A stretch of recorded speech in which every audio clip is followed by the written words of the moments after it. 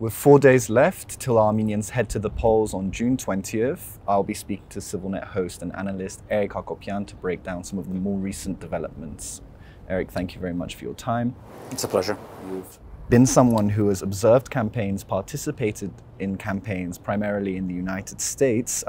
Let's start with the two frontrunners. Acting Prime Minister Nikol Pashinyan recently has been using some rather incendiary rhetoric, holding up hammers at rallies.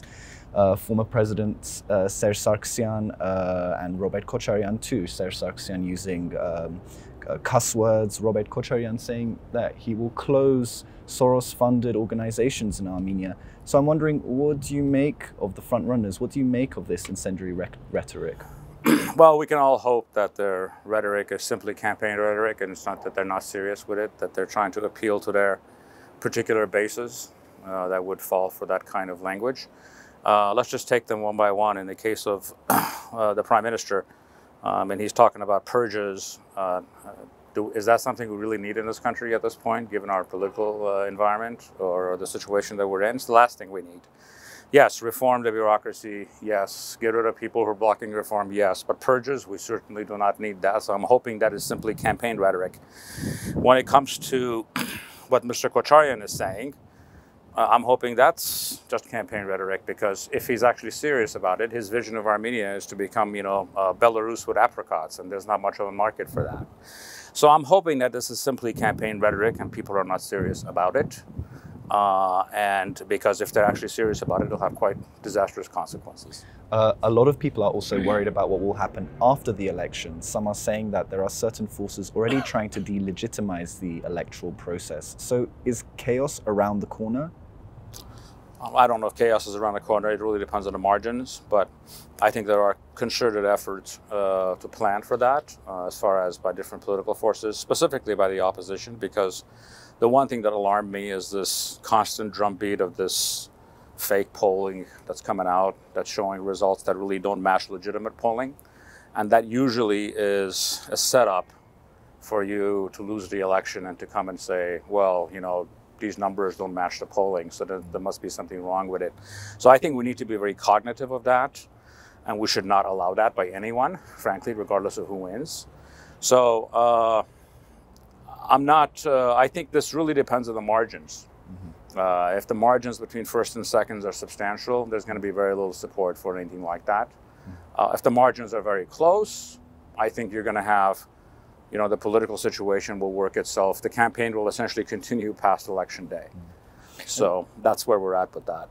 And finally, much of our audience is abroad. And right now in Armenia, there is a clear political division, but many are used to terms that are used abroad, like right and left, conservative mm-hmm. and liberal. So can you break down how this applies to Armenia? Those left-right terms mean absolutely nothing in Armenia for the most part. In fact, they don't mean much of anything in this region of the world or most of Eastern Europe. Because you can look at the Prime Minister's party or their platform. On the one hand, they're socially liberal. On the other hand, on economic matters, they're quite conservative. You can even say Thatcherite in their rhetoric and their approach. So I think that left-right paradigm that we're used to in the West is not particularly relevant.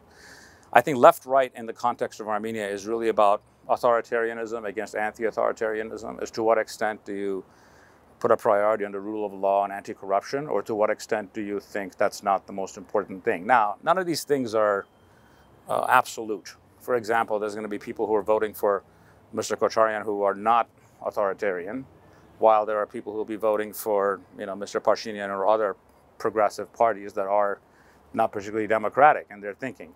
So I think we need to look at it. The left-right divide is, to what extent do you prioritize good governance? To what extent do you prioritize democracy? To what extent do you prioritize anti-corruption drives? That tends to be described what's left in countries like this, and the opposite tends to be described of what is right.